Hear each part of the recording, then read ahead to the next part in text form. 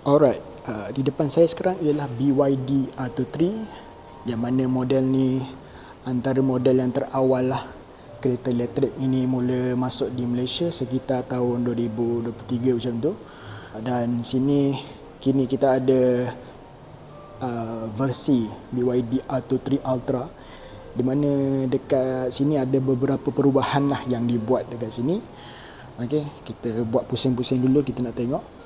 Kalau tengok daripada yang mula-mula tu dia keluar, memang lebih kurang sama je lah dengan design depan dia yang berdasarkan Dynasty series ni. Kalau tengok dia punya design language dari depan ni, kita boleh tengok dia sama macam BYD Seal 6 yang baru dilancarkan ni pada September 2025. Yang ni awal lagi lah dia keluarkan update ni. Dan harganya RM120,000, dan adalah dia punya discount or rebate something like that. Anda boleh head terus ke BYD yang berdekatan dengan anda, dan sekarang kita berada di BYD Muar. Okey, pada anda yang berada di Muar, di Jasin, di Segamat, Tangkak dan sewaktu dengannya yang memang berdekatan dengan Muar, boleh datang ke sini untuk lihat sendiri BYD Atto 3 dan juga model-model lain seperti Seal 6, kita ada Sea Lion 7 dan macam-macam lagi. Okay, kita pusing. Yang ni sekarang dia buat dia V2L, boleh sambung ke TV. V2L lah feature dia. Ni kalau anda nak bawa pergi camping ke ataupun nak meniaga pun boleh. Boleh pakai V2L punya feature ni. Kalau tengok dia punya pusing, dekat sini ada beberapa perubahan lah yang dia buat dekat sini. Macam mula-mula kalau dia masuk Malaysia tempoh hari, dia punya emblem ni bukan BYD saja. Dia tulis kat sini panjang-panjang, build your dreams, build your dreams. Memang panjang. Bila di traffic light kan, orang di belakang tengok, ni kereta apa ni sebenarnya? Dia tulis sini, tulis tu BYD, build your dreams, panjang-panjang, bukan BYD yang coet macam gini je. Dulu memang dia tu panjang-panjang, sekarang dia buat BYD. This I like. Okay, ni biasalah EV Atto 3. Dekat sini kalau nak buka dia punya boot belakang dia, ni lah.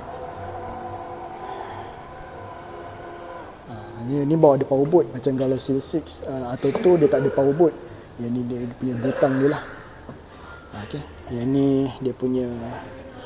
Okay, daripada jauh lah kita boleh tunjuk kat sini, ada lampu kat situ. Dia punya 2 step.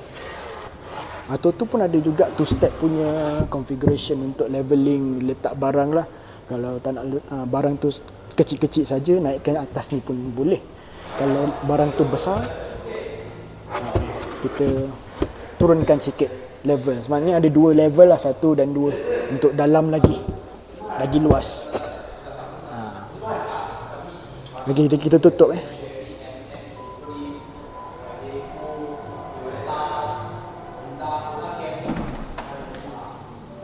Yang ni kalau kita tengok dia punya rim dia, dulu pakai tayar, saya tak ingat lah tayar apa, tapi sekarang dia pakai tayar Continental dan rim 18 inci.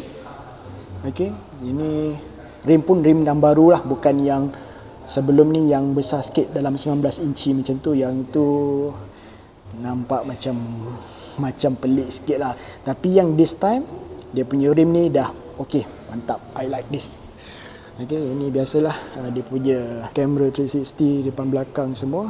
Okey, kita tengok pada bahagian dalam dia. Kita pada bahagian driver, kita nak masuk dulu. Okey, kalau tengok dia punya dashboard dia lah, luar dan dalam sama je, cumanya dia ada elemen ataupun trim yang orang panggil, dia ada trim warna hijau macam ni. Dia warna hijau. Dan kalau tengok dia punya seat ni pun ada stitching ataupun elemen-elemen hijau, trim-trim hijau sikit dekat sini. Yang mana pada saya okey. Yang ni biasalah. Okay, kita cuba buat adjustment sikit lah pada tempat duduk dia, posisi tempat duduk. Ini biasalah, ada ambient light dan dia punya handle pintu. Ini window controls. Dan dulu kalau tengok dekat sini masih lagi ada gitar string kat sini. Tapi dulu memang warna cerah, tak ingat warna apa, tapi memang obvious lah. Macam adalah diberi kelainan sikit kan. Tapi this time dia bagi warna hitam, jadi tak terlalu macam menonjol sangat lah. So okey lah, tak ada masalah pun. Okay, dia punya steering dia okey lah. Cumanya pada saya tak berapa gemar sikit dia punya screen meter kat depan ni. Sebabnya dia tak widescreen yang betul-betul macam Seal 6, Seal atau 2 macam tu lah. Yang ni je lah yang menarik perhatian. Skrin dia sebesar 15 inci macam tu. Dan boleh rotate kepada vertical. Dia this. Tapi pada saya dia menghalang sedikit sebenarnya pada bahagian atas ni. Menghalang sikit dia punya pemandangan. Jadi lagi bagus dia buat horizontal. Tapi Volvo EX30, EX90 dia punya placing vertical tu dia just nice. Dia tak menghalang. Kalau BYD dia menghalang sikit pandangan atas tu. Tapi kalau Volvo dia just nice, ngam-ngam.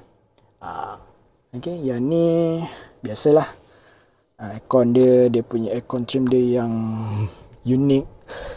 Dia punya gear knob dan segala benda-benda basic lah. Ada auto parking, dia BYD tak ada auto parking. Aircon, auto hold, ni regen punya level dan juga driving mode lah dekat sini. Ni punya sekarang tengah V2L, jadi dia tengah discharge energy lah. Yang ni macam biasa je lah, tak ada apa sangat.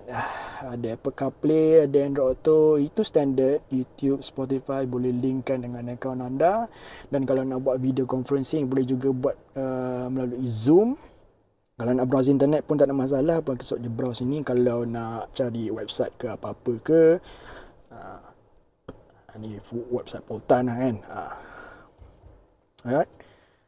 Ini nothing much. Yang ni boleh custom lah. Custom mengikut ni kesesuaian dan keperluan. Okey, dan sini kalau tengok dia punya cermin pandang belakang dia, ini okey lah. Dia still ada frame. Ini dia punya lampu. Ni biasalah. Yang ni ada sunroof boleh buka sunroof ni. Kita bagi tunjuk demo sikit.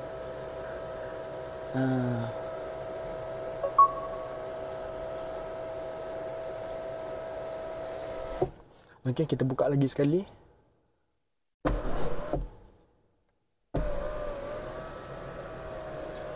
Ini boleh sampai lah. Dah habis.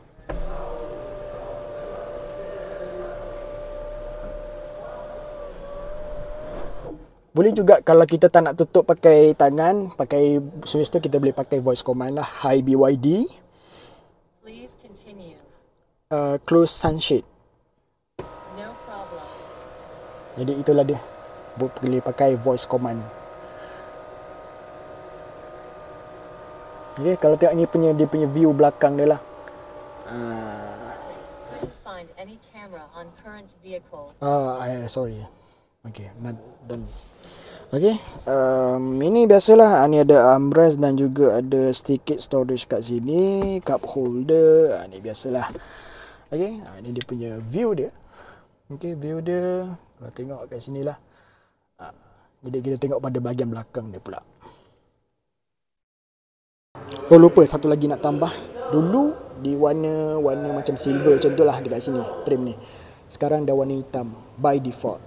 Factory keluarkan macam ni dah hitam dah. Jadi bagus. This one is thumbs up. Sini ada BYD tag kat sini lah.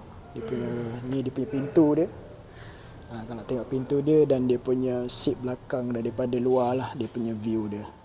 Ada stitching warna, the line-line warna hijau macam ni. Jom kita masuk dalam. Tengok berapa keselesaan dia. Jadi inilah dia punya handle untuk buka pintu dan dia punya tingkap dan ada gitar string kat sini. Okey. Dan dekat sini kalau kita tengok pada bahagian bawah ada aircon trim untuk orang belakang dan boleh adjust buka tutup. BYD design emblem dekat sini dan bawah tu ada tulis bukan tulis USB A dengan C untuk charging. Dan inilah dia punya view belakang dia.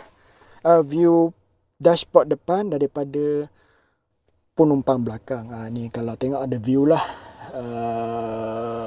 Sunroof dan sunshade. Buka.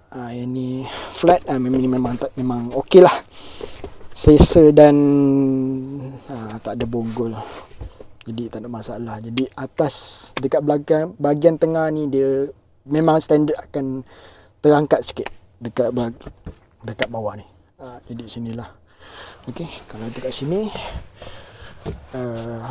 okey lah, satu genggam, dapat satu genggam, dan dekat bawah ni pun dapat satu genggam.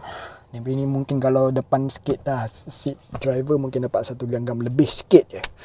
Dan boleh lunjuk kaki. Just okey lah, cuma dia ada ruang sikit dekat bahagian tengah ni. Dia macam ni sikit lah. But that's okay. Tak ada masalah pun. Untuk 2 jam punya travel, no problem. Untuk dekat sini dia ada pengudaraan lah. Macam ala-ala kereta sport lah. Padahal dia semi bucket je. Headrest ni boleh adjust. Dan juga ada armrest TS standard. Dan siap cup holder sekali. Okay. Alright. Okey, ini pada bahagian penumpang depan. Okey. Cara tutup pintu pun okey, no problem.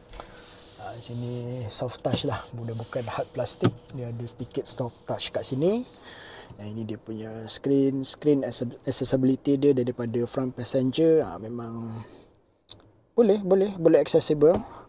Benda-benda biasa, standard. Sunshade depan siap dengan cermin dan juga ada lampu bila dibuka dan sedikit instruction lah untuk airbag operation. Inilah dia. Untuk setakat sekarang, Atto 3 ni dia bersaing dengan Proton E-Mas 7, MG S5 EV dan juga SUV C segment yang lain lah.